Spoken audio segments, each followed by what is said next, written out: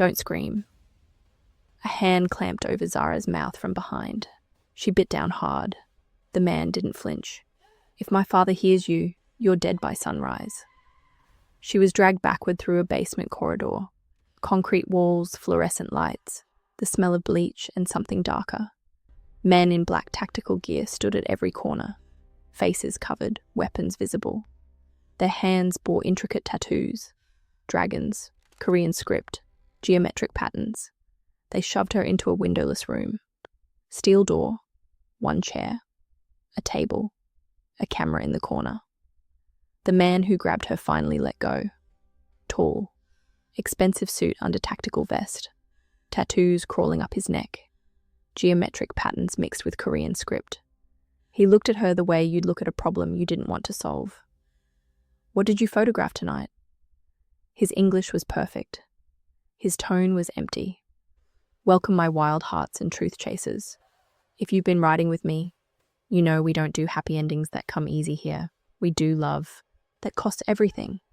Your name, your family, your empire. We do the kind of passion that turns safety into a memory and comfort into a lie you can't afford. And if you're new, buckle up because you're about to witness what happens when a woman photographs the wrong thing in the wrong city at the wrong hour. He thinks she's a spy. She thinks she's about to die.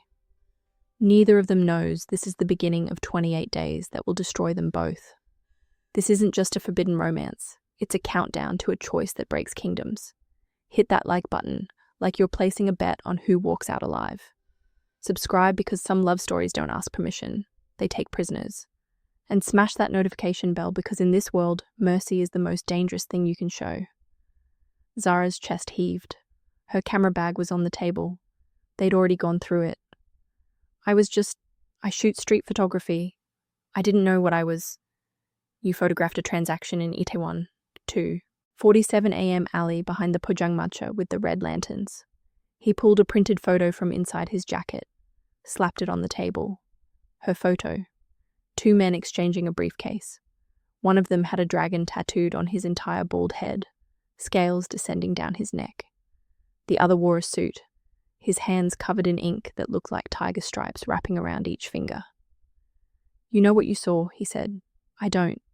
I swear to God, I was just... He leaned down, close enough that she could see the details of his neck tattoo now.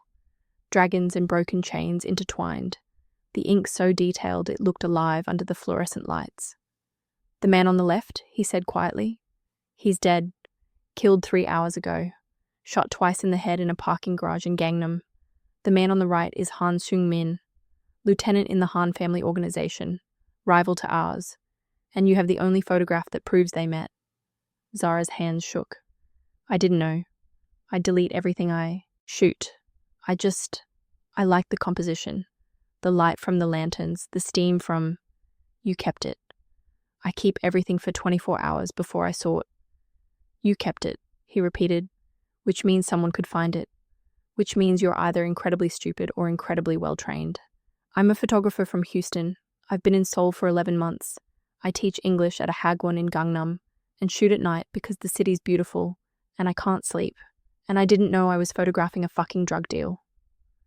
He studied her, really looked at her for the first time. She saw the exact moment he believed her, and it didn't change anything. That's the problem, he said softly. If you were a spy, this would be simple. We'd extract information and dispose of you. But if you're just unlucky, if you're just a girl who pointed a camera at the wrong moment, then you're a witness. And witnesses are complications. I'll delete everything. I'll leave Korea tonight. I won't. You'll do exactly what I tell you to do, starting with sitting quietly while I figure out how to keep my father from killing you in the next 6 hours. He walked to the door, knocked twice. It opened. A guard stepped in, younger, maybe mid-20s, with full-sleeve tattoos of cranes and geometric patterns. His neck bore Korean characters that looked freshly healed. Watch her, the first man said. If she moves, restrain her. Don't hurt her unless necessary. Yes, Hyungnim. The door closed. Zara was alone with the guard. He stood by the door, hands clasped, not looking at her. The silence stretched. Her mind raced. This couldn't be real. She'd been teaching English to middle schoolers yesterday, eating tteokbokki from street vendors, living her normal life. Now she was kidnapped by the Korean mafia. The door opened again 20 minutes later. An older man entered, and the temperature dropped 10 degrees. He was smaller than the first man, but carried himself like. Gravity bent around him. His suit was custom-tailored, his hair silver and perfectly styled. When he unbuttoned his cuffs and rolled up his sleeves with deliberate slowness, Zara saw why everyone in this building was covered in ink. A full dragon covered both his arms, starting at his fingertips, coiling up past his elbows, disappearing under expensive fabric. The detail was extraordinary, every scale distinct, every claw perfectly rendered. The dragon's eyes seemed to follow her as he moved. This was the father. The young guard immediately bowed deep and left without being told. Miss Okafor. He sat down across from her, folded his hands on the table. The dragons coiled perfectly. You've caused quite a disruption to my evening. His English was accented but clear, educated. I didn't mean to. Intent is irrelevant. Outcome is everything. He gestured to the photograph. Do you know what this represents? A drug deal? A betrayal. One of my soldiers, a man I personally inducted 15 years ago, meeting with the Han family's lieutenant, exchanging not drugs, Miss Okafor, but information, territory maps, security rotations, names of our people embedded in police departments, everything the Hans would need to move against us. I didn't know. Of course you didn't. You're an artist. You see light and composition. You don't see power structures. You don't see the invisible lines that divide this city into kingdoms. He smiled. It was worse than anger. But you photographed those lines anyway, and now you're a complication. I'll delete. Already done. My people wiped your cards, your cloud storage, your laptop. Every digital trace is gone except this print. He tapped it with one dragon-covered finger. But you've seen it. You know what it shows. You could describe it. Testify to it if the wrong people asked questions. I would never. You say that now, but everyone breaks eventually. He stood, rebuttoned his cuffs. The dragons disappeared beneath civilization. You've seen this facility, our faces, our marks. You could identify dozens of our people by sight alone. Even if you're innocent of espionage, you're guilty of witnessing. And witnesses create liability. Zara's voice came out small. What does that mean? He looked at the first man who'd been standing silently by the door. Jae-sung. 7 days. Verify her story completely. Confirm she has no connections to rival families or law enforcement. Check everything. Yes, Abayoji. When you've confirmed she's exactly what she appears to be, eliminate the problem. Quickly. Humanely. We're not savages, but we are practical. Yes, Abayoji. The father walked to the door, paused. If she's truly innocent, then she chose the wrong night to point a camera at the wrong men. A tragedy. But not our responsibility. Either way, she won't see the 8th day. The door closed behind him. Jae-sung, Jae-sung, didn't move for a long moment. I can't help you, he finally said. Then why tell me I have 7 days? I didn't. He did. He pulled out his phone, typed something. You'll stay in the East Wing, 2nd floor, room 204. Don't try the windows, they're wired. Don't try the doors, they're guarded. Don't try to run. What happens in 7 days? He looked at her then, really looked at her. Something flickered behind the emptiness. I prove you're nobody, just a girl in the wrong place. And then I kill you quickly instead of letting my father do it slowly. That's mercy? In this world? Yes. 2 guards entered, both armed, both with full-sleeve tattoos, dragons and cranes marking them as family soldiers. They escorted her through corridors that mixed traditional Korean architecture with modern security. Cameras everywhere, guards at every turn, all tattooed. They brought her to a room that looked like a luxury hotel suite. Beautiful, comfortable, a prison with hardwood floors. She tried the window. It wouldn't open. She tried the door, locked from outside. Through the window, she could see the compound. Multiple buildings, guards patrolling, all tattooed, all armed, all between her and freedom. She sat on the bed and counted the hours until sunrise. When dawn came, nothing changed. At exactly 7 a.m., there was a knock. A guard entered with breakfast. Young, with a crane tattooed on his left hand and Korean script up his right forearm. He set the tray down. Wouldn't meet her eyes. "Please," Zara said. "I need to call someone. My family." "You already did." His English was heavily accented. "You sent message to your mother last night. Told her you're taking trip to Jeju. Out of contact for few days." "I didn't send anything." "No, we did." He backed toward the door. "Eat. Stay quiet. Don't make trouble." "What happens if I make trouble?" He finally looked at her. Something in his eyes made her stomach drop. "Others have tried. None succeeded. Don't be foolish." He left. The day passed in silence. No one came, just the sound of guards changing shifts outside. She watched them, counted them, looked for patterns, weaknesses. There weren't any. Day 2 started with the same knock, 7 a.m. exactly. But this time, Jae-sung entered carrying the tray himself.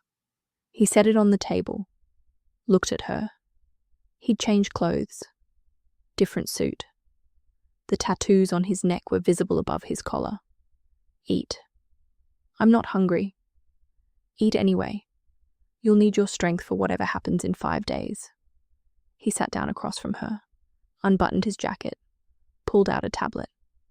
"I have questions." "I've told you everything."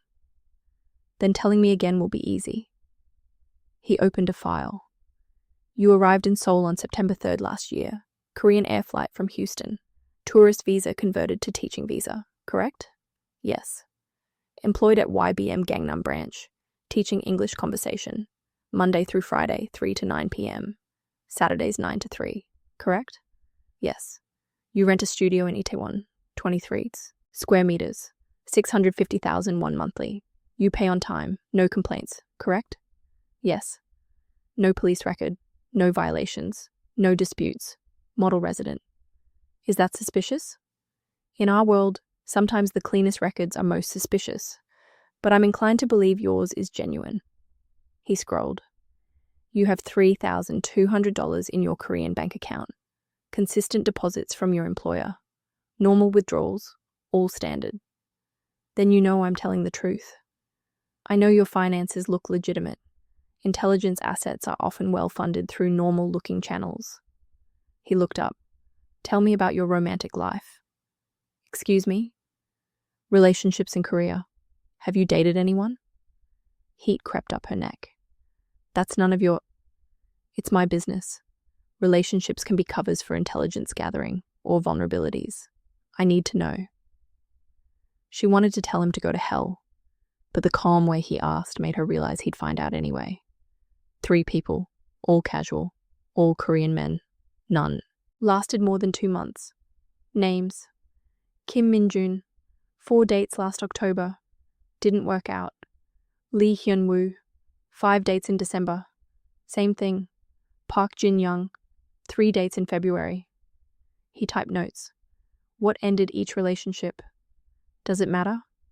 Everything matters. Min-jun wanted something serious. I didn't. Hyun-woo was seeing other people. Jin-young moved to Busan. Did any of them ask unusual questions? About your work, schedule, interests? You mean, were they spying on me? No.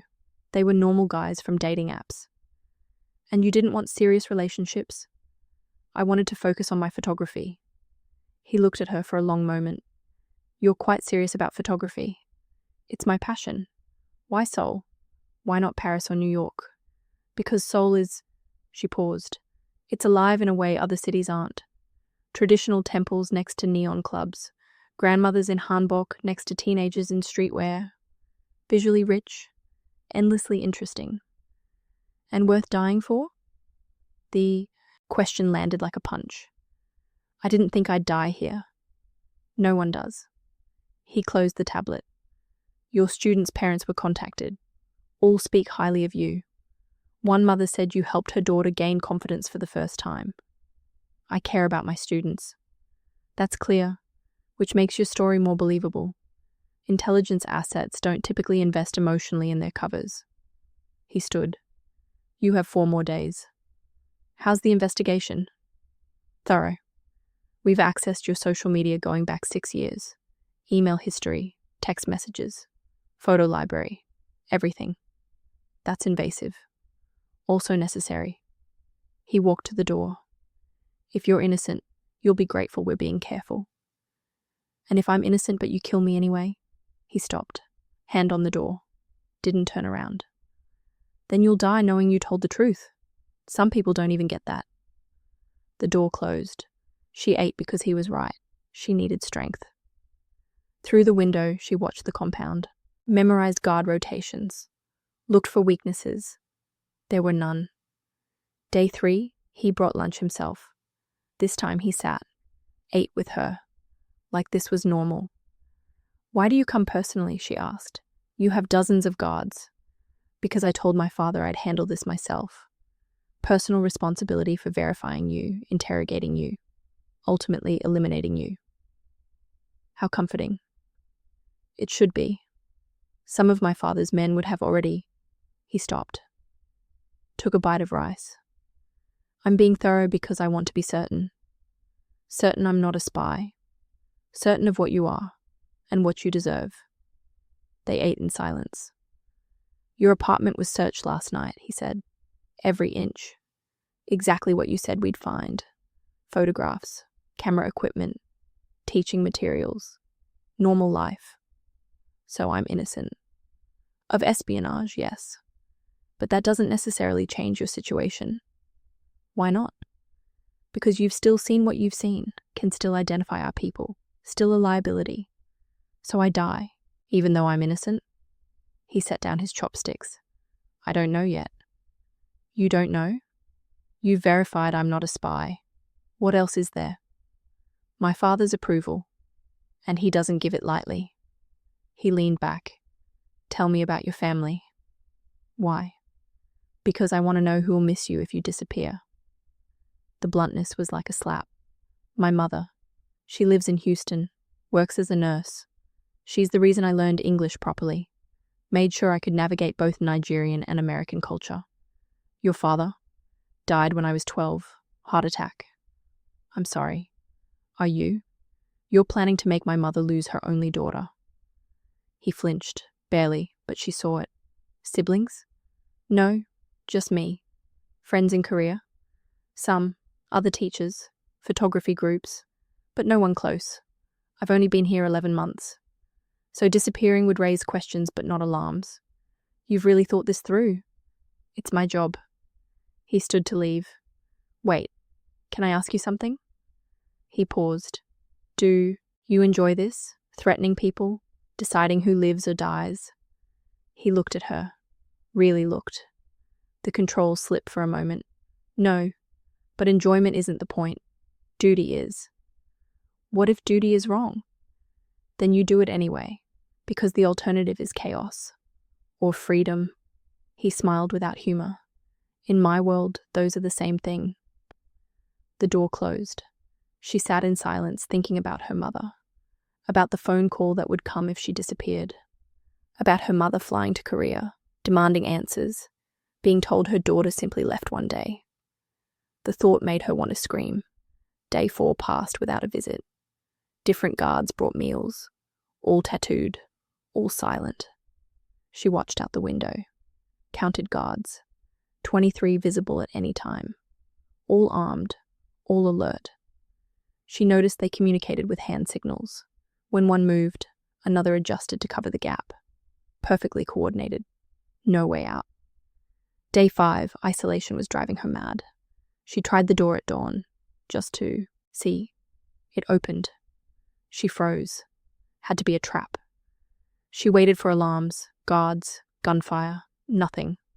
She stepped into the hallway, walked carefully, barefoot, silent. Voices from downstairs, Korean, rapid, tense. She crept to the staircase, pressed against the wall. Can't verify everything.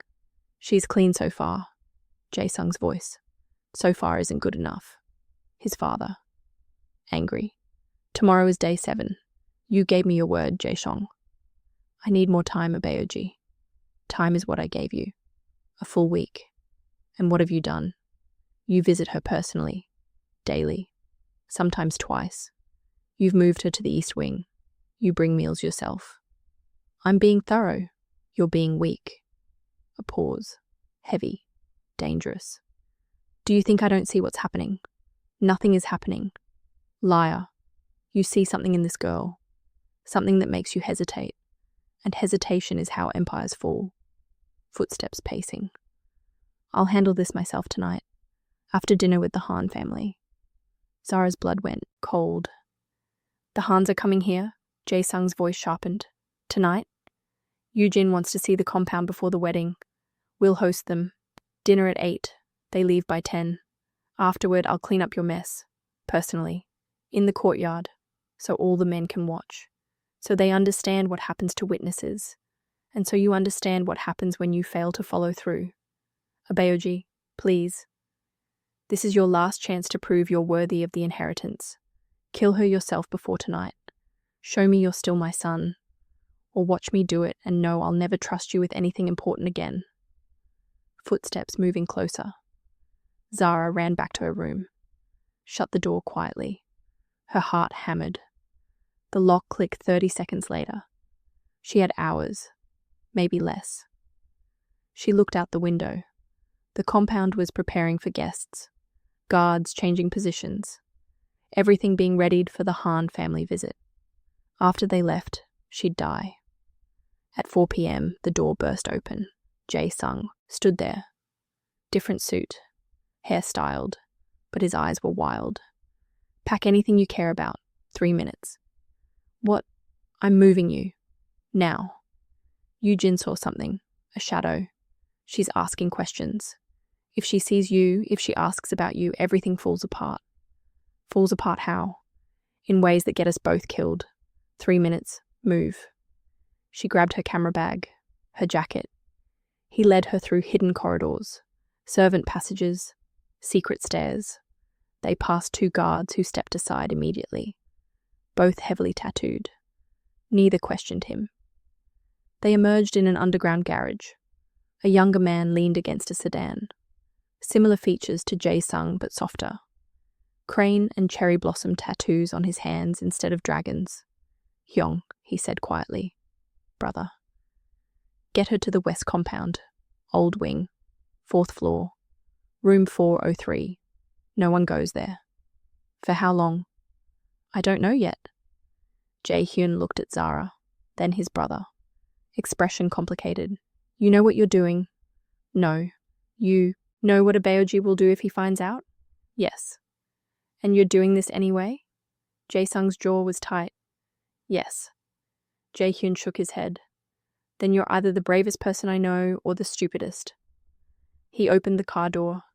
Get in, Miss Okafor. The drive was short. Underground tunnels connecting buildings. They emerged in an older garage. Stone walls. Jae-hyun led her up narrow wooden stairs that creaked. This wing was my grandfather's, he said. He liked traditional things. When he died, Abayoji left it untouched, too far from the main house. Too old. Too forgotten. He pushed open a door.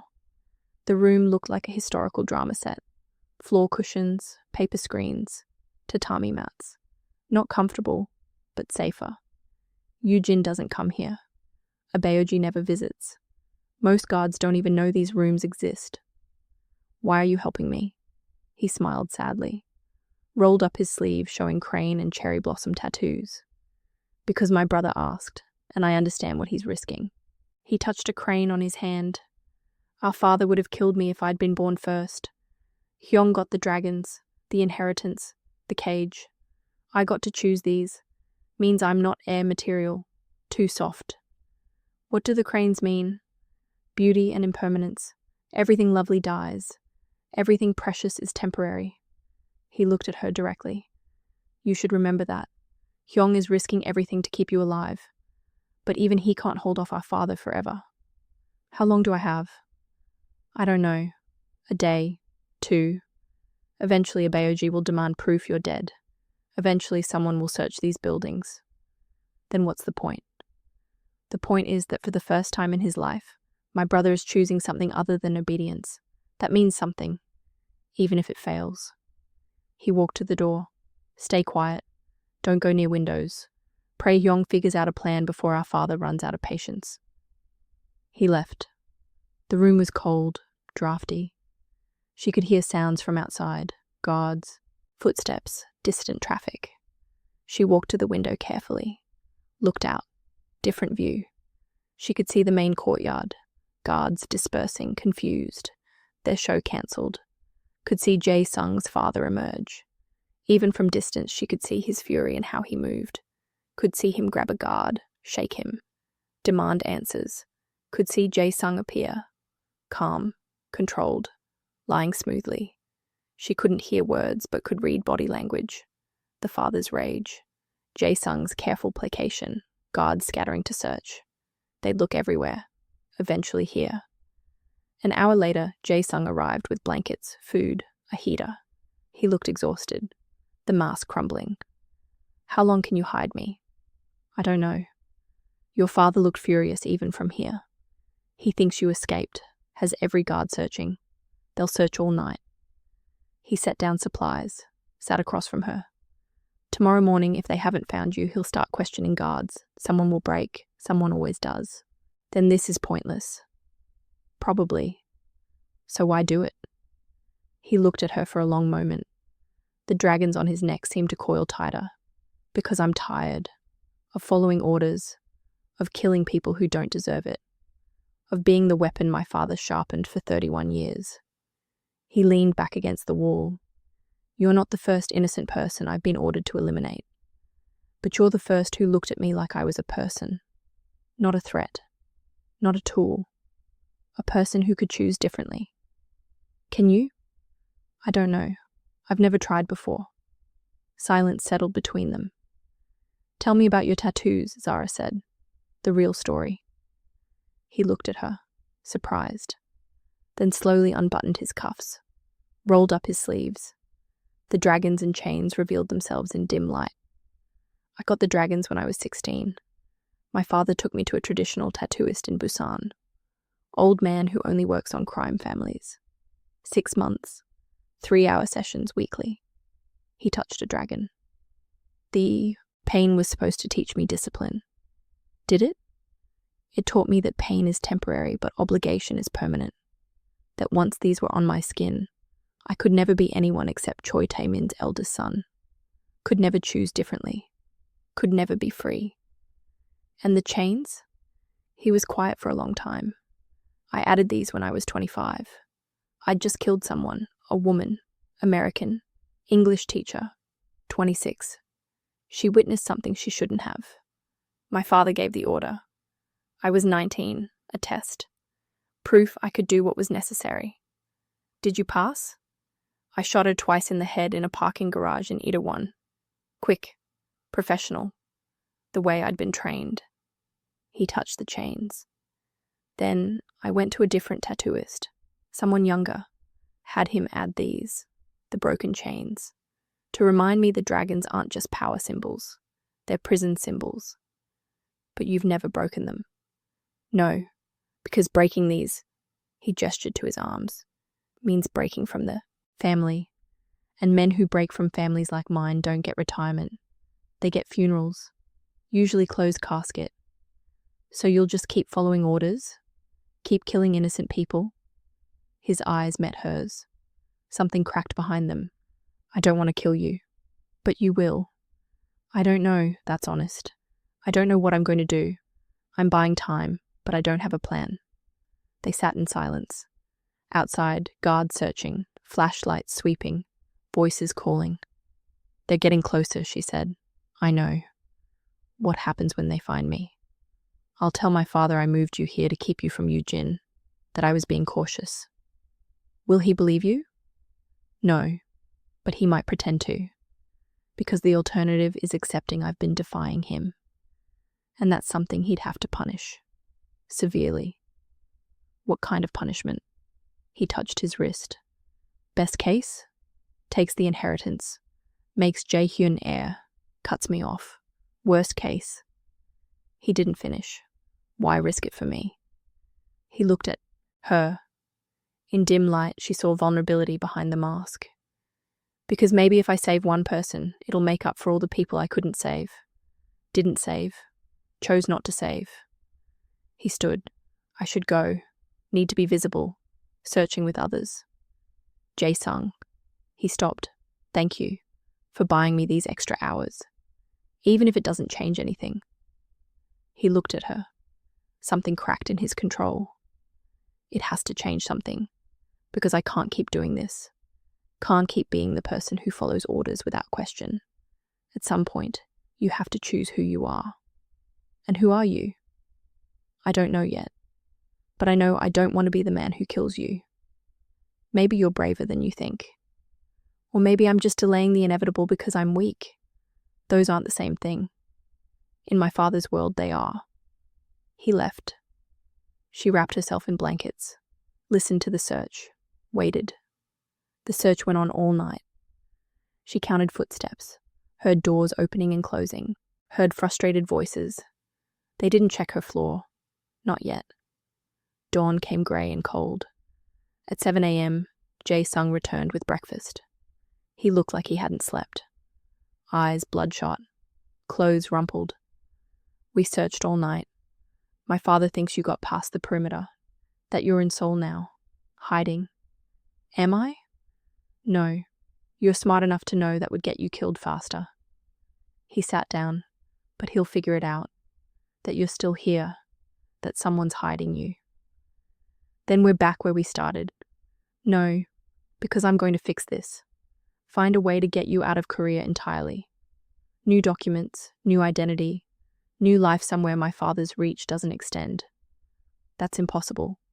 Probably, but I'm going to try. He ran a hand through his hair. Your romantic history came back clean. All 3 men confirmed relationships were casual. None remember you asking unusual questions. None have connections to organizations. So I'm definitely innocent. Definitely innocent of espionage. Still guilty of witnessing, which in my father's eyes is just as bad. So nothing's changed. Everything's changed. I've moved you, hidden you, lied to my father, bought you time. That's more than I've ever done for anyone. Is that supposed to make me grateful? No, it's supposed to make you understand I'm trying, even if I don't know what I'm trying to accomplish. Silence. Tell me about Houston, he said suddenly. So she did. Told him everything. About her mother working double shifts. About her father who died too young. About learning to navigate being Nigerian and American and never quite fitting perfectly in either world. About her uncle who taught her photography. About saving for 2 years to afford Seoul because she wanted to prove she could be brave. He listened like every word mattered. Why Seoul? Because it felt far enough to be brave, close enough to feel safe. She laughed bitterly. Wrong about the safe part. You were safe for 11 months. You built a life. Students who loved you. Photographs that captured the city. That's more than most people do. And now it's all gone. Everything I built just erased. I'm sorry. Are you? Really? He looked at her directly. Yes. I'm sorry you photographed that alley. I'm sorry you got caught in something that has nothing to do with you. I'm sorry my world is so violent that innocent people become casualties. He stood. And I'm sorry I don't have a better plan than hiding you and hoping. What's your wedding date? He froze. What? You mentioned Eugene, your fiancé. When's the wedding? 23 days. Will you go through with it? I have to. It's an alliance. If I back out, it could start a war. So you'll marry her and pretend I never existed. I'll marry her because I have obligations. But no, I won't pretend you never existed. He walked to the door. I should go. My father wants a progress report. What will you tell him? that we've searched everywhere, that she must have gotten past the perimeter, that we're expanding to Seoul. He paused. It'll buy us maybe another day, maybe two. But Zara, start thinking about what you want. Because when my father runs out of patience, I'll have to make a choice. And I'd rather know what you want before I make it. What I want to not die. Besides that. There is no besides that. Survival is the whole thing. He nodded slowly. I'll be back tonight. The door closed. She spent the day listening, heard the search expanding, guards shouting, vehicles leaving. Through the window, she watched Jae-sung's father directing operations. Even from distance, his fury was palpable. Night fell. The search continued but quieter. At 10 p.m., Jae-sung returned. He looked worse, more exhausted, control completely gone. My father is starting to suspect. He asked me directly if I was hiding you. What did you say? I asked why I would risk everything for a witness. He said that's exactly what he wants to. No. Jae-sung sat heavily. Tomorrow he's going to question guards individually, put pressure on them. Someone will break. Someone will mention seeing me move you. And then it's over. Yes. Unless. Unless what? He opened his eyes, looked at her. Decision in his expression. Dangerous, desperate decision. Unless I get you out of Korea entirely. New documents. New identity. New life somewhere my father's reach doesn't extend. That's impossible. Probably, but I'm going to try anyway. He pulled out his phone, started texting rapidly. Jae-hyun has a contact in Busan, a forger. He can create documents good enough to pass international customs. How long? 3 days, maybe 4. Your father won't wait that long. No, which means I need to convince him you're already dead. Zara's blood went cold. What? A car accident. Tomorrow morning. Road to Incheon Airport. A body burned beyond recognition but identified through personal belongings. Your camera bag, jewelry, passport. Whose body? He looked away. Someone who's already dead. Jane Doe from a hospital morgue. No family. No one to claim her. Jae-hyun has a contact who can arrange it. You're going to fake my death. I'm going to give my father what he wants. Proof the problem is eliminated. Then get you on a plane to somewhere he'll never find you. Where? I have contacts in Kenya. Nairobi. David Kamau. Outside the family business. Someone I helped years ago. He owes me. You're going to smuggle me to Africa. I'm going to give you a chance to live, to disappear, to build a new life as someone my father can't trace. He stood, started pacing. It's insane, risky, could fail in a dozen ways, but it's the only plan I have. Why? Why risk everything for this? For me? He stopped, looked at her. The mask fell away completely. Because I've spent my entire life doing exactly what I was told. Killing who I was ordered to kill. Marrying who I was ordered to marry. Building an empire on graves. And I'm tired, Zara. I'm so fucking tired of being the weapon my father sharpened. Just once. Just this once. I want to choose. Even if it destroys me. It will destroy you. Your father will never forgive this. I know. But maybe that's the point. Maybe I need to be destroyed to become something else. Someone else. He touched the broken chains on his wrist. These were supposed to remind me I'm trapped. But maybe they're actually a reminder that chains can be broken if you're willing to pay the price. What price? Everything. My name. My family. My inheritance. My father will hunt me. Will never stop. But maybe freedom is worth it. Silence. When? Zara asked. Tomorrow. The accident staged at 11 a.m. Body identified by noon. My father satisfied by 2 p.m. You'll be at Incheon's private terminal by 6 p.m. with new documents. Flight to Dubai, then Nairobi. You'll land tomorrow night local time. And you? I'll stay. Marry Eugene in 22 days. Play the perfect son. Convince my father everything's fine. Because if I run too, he'll know. He'll send everyone after us. We'd never make it. So you're sacrificing yourself. I'm buying you life. There's a difference. Is there? He didn't answer, just looked at her with an expression she couldn't read. Regret, longing, both. I should go. Need to coordinate with Jae-hyun. Make sure everything's ready. Jae-sung. He stopped. Thank you for trying, even if it fails. Thank you. He nodded once, then left. She sat in silence trying to process. Tomorrow she'd die. Officially. A body in a burned car identified as Zara Okafor. Then she'd get on a plane to Nairobi as someone else. If it worked. If nothing went wrong. If Jae-sung could pull off the most elaborate deception of his life. She didn't sleep. Just waited for dawn. Morning arrived grey and tense. At 7 a.m, Jae-hyun appeared. Everything's ready. The morgue contact has the body. The forger has your documents. Private terminal. Is arranged.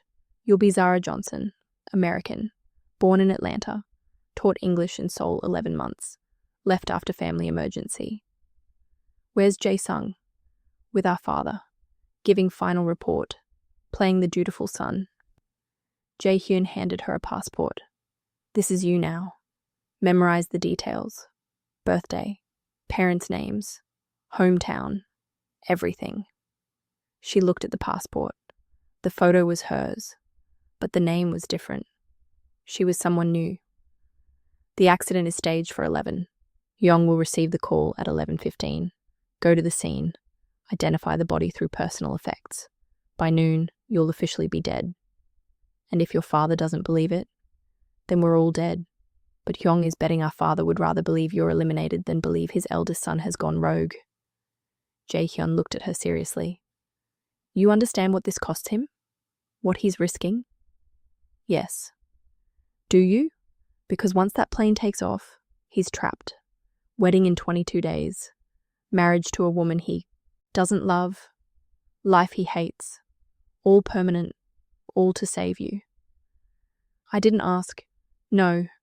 But he's choosing it anyway. So don't waste it. Don't get caught. Don't contact anyone from your old life. Disappear completely. Make his sacrifice mean something. She nodded. At 10:47 a.m, Jae-sung's phone buzzed. He was in his father's study. Progress report. Lying smoothly. Text from Jae-hyun. It's done. The accident was in motion. Car on a rural road. Flames. A body. Zara's camera bag. Passport. Jewelry. At 11:15, Jae-sung's phone rang. His father was watching. Jae-sung answered, listened, face neutral. I understand. I'll go immediately. He hung up, looked at his father. The American woman, car accident, a body matching her description. They need me to verify identity. Taemin leaned back. Convenient timing. She must have been trying to reach the airport, trying to flee. And the road was icy.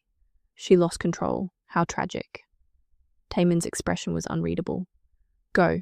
Confirm it's her. Bring me proof. Jae-sung went. The scene was perfectly staged. Local police, on payroll, had cordoned it off. Car still smoking. Body unrecognizable but small. Female.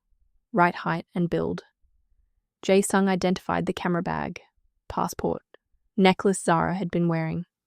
It's her. Zara Okafor. American citizen. She was leaving Korea. Family emergency.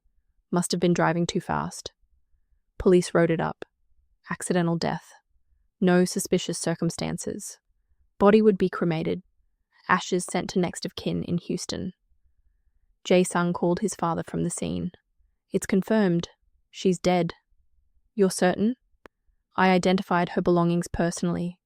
The body is burned, but size and build match. She's dead, Abeoji. Long pause. Then, good. Come home. We have dinner with the Hans tonight. Yoo-jin wants to discuss wedding details. Yes, Abeoji. He hung up, stood at the scene for a moment, looking at the burned car. The body that wasn't Zara. The elaborate lie that might save her life or destroy his. Then he got in his car and drove back. At 2 p.m, Zara was in an underground garage with Jae-hyun, different building, preparing to leave. The car will take you to Incheon's private terminal. Security there is paid off. They'll wave you through. Your flight leaves at 6 p.m. Dubai first, then Nairobi. Total travel time 23 hours. What do I do when I land? David Kamau will meet you. He'll have everything ready. Apartment, job, bank account, new life. Jae-hyun handed her an envelope. Cash. Lots of it. This will get you started. David will have more. Why is he helping? Because Yong saved his life twice. Once from criminals in Mombasa. Once from himself when he wanted revenge for his brother's murder. David is a man who pays his debts. Will I ever see Jae-sung again? Jae-hyun's expression was complicated. I don't know. He's trapped here now. Wedding, marriage, empire. All locked in. But Hyung doesn't give up easily. If there's a way, he'll find it. But it might take time. Months. Years, maybe. Should I wait? That's not my question to answer. He opened the car door. Time to go. At 4:30 p.m., Jae-sung sat through dinner preparations with Yoojin and his father. Yoojin was exactly what he'd expected. Beautiful, intelligent, cold. I heard there was excitement. A prisoner who escaped. A witness who tried to flee. An American woman who photographed something she shouldn't have. She's dead now. Car accident this morning. How convenient. How tragic, he corrected. His father watched the exchange carefully. Jae-sung handled it personally, as he should, as the heir should, taking responsibility, eliminating threats. I'm pleased. Yoojin smiled. As am I. A husband who can handle difficult situations is valuable.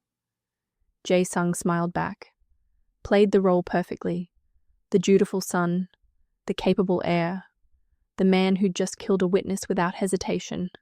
Inside, he was counting minutes until 6 p.m., until Zara's plane took off, until she was safely away. At 5 p.m., Zara arrived at Incheon's private terminal. Security waved her through. Didn't check passport closely. Didn't ask questions. She walked through feeling like she was floating. Like any moment someone would grab her. But no one did. She cleared customs. Officer barely glanced. Zara Johnson, teacher. Returning home after family emergency. Have a safe flight. She walked to the gate where a small plane waited. Corporate jet. Empty except for crew. 4 a.m., between darkness and dawn. She looked back once. Terminal was quiet. No Jae-sung. No Jae-hyun. No one to say goodbye to. She was alone. She boarded. Sat in the leather seat. Buckled in. Engine started. At exactly 6 p.m., the plane taxied. At 6:14 p.m., it took off. Seoul disappeared below her. The compound. The room where she'd been held. The man who'd saved her by letting her go. All of it falling away until Korea was just clouds and distance and memory. Zara Johnson was flying to Nairobi. Zara Okafor was dead. Officially. Permanently. No one was looking for her anymore. If you're still here, you already know this isn't just a story. It's a war between duty and desire, between survival and surrender. He's running out of time. She's running out of hope. And the clock doesn't care who breaks first. Subscribe, because the people who stay for this kind of darkness are the ones who understand that some love stories don't save you. They ruin you in the most beautiful way. 6 months passed. 6 months that felt like both a lifetime and a single breath. Jae-sung married Yoojin in a ceremony that cost $3 million. Traditional Korean wedding at a historic temple in Bukchon. 300 guests. The ceremony was beautiful in the way violence can be beautiful. Precise. Perfect. Cold. Yoojin wore traditional hanbok, white and red, gold embroidery. She looked like art, smiled during the vows. They bowed to parents, to ancestors, sealed an alliance between Choi and Han, families that would reshape Seoul's power structure. The reception was at the compound, tents in the gardens, string quartet, endless champagne. Every man present bore their family tattoos. Tigers for Hans, dragons for Choi, Phoenixes for Parks, serpents for Kims, a gathering of tattooed power brokers celebrating an alliance. Jae-sung played his role perfectly. The dutiful son, the successful heir, the man who'd eliminated threats and secured alliances. After the wedding, he and Yoojin moved into the main house. Separate bedrooms, separate lives under the same roof. She never asked where his heart was. Probably didn't care. This was business. 1 month after the wedding, his father called him to his study. "You've finally become the son I raised you to be. Focused, committed. The American problem was handled cleanly. The alliance is solid. You're expanding our operations intelligently. I'm proud, Jae-sung. Genuinely proud." Jae-sung touched the dragon on his wrist. "Thank you, Abaji. The wedding gift I'm giving you is Gangnam territory. Full control. You'll report to me, but day-to-day operations are yours. I'm honored. You've earned it." Taemin raised his glass. To the future of the Choi family. They drank. Jae-sung smiled at his father, accepted the territory, played the perfect heir, and every night he thought about Nairobi. Jae-hyun got married 3 months after his brother. Smaller ceremony. A woman named Minji from a respected family. Someone kind who made him smile. At the wedding, Minji admired Jae-hyun's tattoos. They're beautiful, the cranes especially. They represent impermanence. Everything beautiful dies eventually. That's sad. That's realistic, but it also means we should appreciate beautiful things while we have them. He glanced at his brother. Jae-sung was standing with Yoojin, playing the happy husband. But Jae-hyun knew better. At least one of them got lucky. In Nairobi, Zara built a life from nothing. David Kamau had been exactly what Jae-sung promised. He met her at the airport at 7 a.m. with a sign reading, Zara Johnson. "Welcome to Kenya. Jae-sung told me to expect you. Come, I have everything ready." He'd set her up completely. Apartment in Kilimani. Small but comfortable. Job at a language school in Westlands teaching English.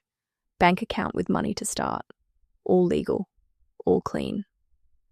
"Jae-sung saved my life twice," David told her at their first coffee meeting in Lavington. "Once from criminals in Mombasa who thought I was easy prey. He was there on business, saw what was happening, intervened. Saved me from a beating. Maybe worse. And the second time? My brother was murdered 5 years ago. Gang violence. I wanted revenge. Wanted to find the men and..." He paused.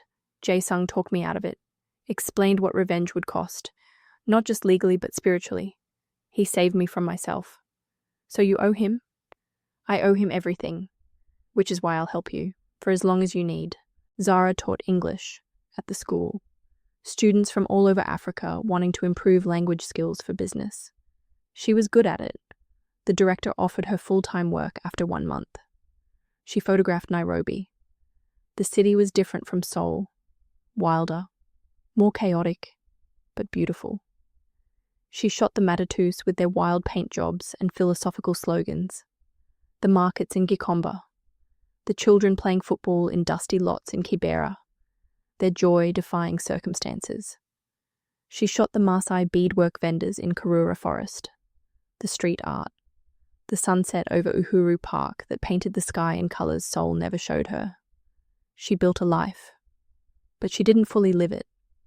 Because every night, when Nairobi went quiet and her apartment felt too empty, she'd pull out her laptop. Open the encrypted folder hidden 3 layers deep. The photographs she'd taken of Jae-sung. From that night in the old wing when he'd unbuttoned his shirt and let her photograph his tattoos. The dragons. The chains. The way his eyes had looked at her through the camera lens. She'd kept them. Hidden them. Knew she shouldn't have, but couldn't delete them. Evidence of a life she wasn't supposed to have lived. David checked on her weekly. Made sure she was safe. Made sure no one asked questions. "You're doing well. Settling in. The school director told me you're their best teacher." "I'm surviving." That's more than most people who run from organizations like the Choi's. He looked at her carefully. "He hasn't contacted you?" "No." "Good. That means he's being smart, or he's completely locked in. Marriage, family obligations. The tattoos on his skin that mark him as Choi family mean he can't leave, can't run, can't choose differently. You understand that? I understand. Do you? Because I've seen the way you look sometimes, like you're waiting. And I need you to understand that he might never come, that this might be permanent. I know, but she didn't believe it, couldn't believe it, because Jae-sung had destroyed everything to save her. A man who did that didn't just give up. She waited, and 6 months and 2 weeks after she'd left Korea, the message arrived. It came at 2 a.m. on a Tuesday. She was editing photos from a wedding she'd shot in Karen. Her phone buzzed. An app she didn't recognize. Notification from a sender she didn't know. She almost deleted it. But the sender ID made her hands shake. A small image. A broken chain. The same design tattooed on Jae-sung's left forearm. She opened it. 3 sentences. I'm coming for you. Wait for me. Jae. Her vision blurred. Her heart hammered. She typed back. When? Response 60 seconds later. Soon. Don't contact me again. They're watching. I'll find you. Then the app deleted itself. Completely. Like it never existed. She sat in her Nairobi apartment at 2 a.m., staring at the blank screen. He'd sent a message. After 6 months. After marrying Yoo Jin. After building the life his father demanded. He'd sent a message, which meant he was planning something, which meant he was coming. She looked out at the Nairobi skyline. Somewhere in Seoul, in a compound full of tattooed soldiers and ancient obligations, a man with dragons and broken chains was planning the impossible. And she had to wait. Wait for him to figure out how to burn down his empire without getting killed. Wait for him to cross continents. Wait for him to choose her over everything. Wait and see if love was actually strong enough to break chains. At the Choi compound in Seoul, Jae-sung sat in his study at 3 a.m. local time, staring at a map of East Africa. His phone, a burner bought with cash 3 months ago, never used near the compound, sat beside the map. He'd sent the message. Now came the hard part. He rolled up his sleeve, looked at the dragons and chains, traced the ink. Every man in his family bore these marks. Father, grandfather, great-grandfather, 5 generations. Proof of bloodline, loyalty, obligation that didn't end until death. But chains could be broken. If you were willing to shatter enough of them. If you were willing to pay the price. He pulled out a second phone. Sent a text to Singapore. I need new ink. Something that covers old work completely. Can you do it? Response 5 minutes later. Depends what you're covering. He sent a photo. His entire arm. Dragons. Chains. Everything marking him as Choi family heir. 5 more minutes. That's heritage work. Family marks. 5 generations. You know what covering that means? Yes. You'll be declaring yourself dead to them. Erased. No family. No protection. No going back. Your father will hunt you. Forever. Jae-sung looked at his reflection. At the heir. The husband. The perfect weapon his father had spent 31 years sharpening. Then he thought about Zara. About the choice she'd represented. The first real choice he'd ever had. He typed, Good. I'm tired of being protected. I'm tired of being my father's weapon. When can you start? 2 months. I'll need you here 3 weeks minimum. Full removal and cover work. It will be extremely painful. Nothing worth doing ever is. You're serious? Erasing your entire bloodline from your skin? Becoming someone new? He looked at the photograph he kept hidden. The only one he'd allowed himself. Zara in the old wing, camera raised, focused and alive and free. Yes, I'm serious. Home is wherever I choose it to be. And I'm choosing somewhere else. Then I'll do it. But Jae-sung, this is permanent. Once I cover those dragons, you can never go home. Never be Choi family again. Your father will disown you. Probably try to kill you. You'll have nothing.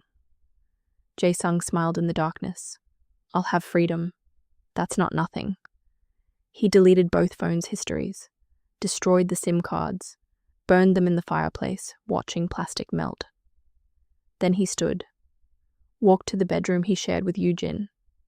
She was asleep, beautiful and cold, and unaware her husband was planning to disappear. Hiba stood in the doorway, looking at the life he was about to burn. The empire, the family, the inheritance, the power, everything his father had built. And for the first time in 31 years, he smiled without pretending. Because breaking out of a cage hurts. But staying in one kills you slowly, piece by piece, until there's nothing left worth saving. And he was done dying slowly. 2 months to arrange everything. Move money into untraceable accounts. He'd been doing this for years, skimming from operations. Forge documents his father wouldn't expect. Plan a disappearance so complete that even Choi Jae-sung's network couldn't track it. 2 months to become someone new. Then Nairobi. Then Zara. Then whatever came after. He touched the dragon on his wrist one last time. Soon, both would be gone. Covered. Erased. Replaced with something he chose. Soon, he'd be free. Or dead. But either way, he'd be his own. Soon, he whispered into the darkness. To the woman 7,000 kilometers away, probably still staring at her phone. To the future he was about to burn his entire past to reach. To the broken chains about to become something else entirely. Wait for me, Zara. I'm coming. I just need to destroy everything first. If this story found you when you needed it, pass it on to someone who's still searching for theirs. If you've ever been trapped between what you want and what you're supposed to do, you belong here. Subscribe so these stories keep finding the people who need them. And if you want to know what happens when he comes for her in Nairobi, tell me in the comments. Because this might just be part 1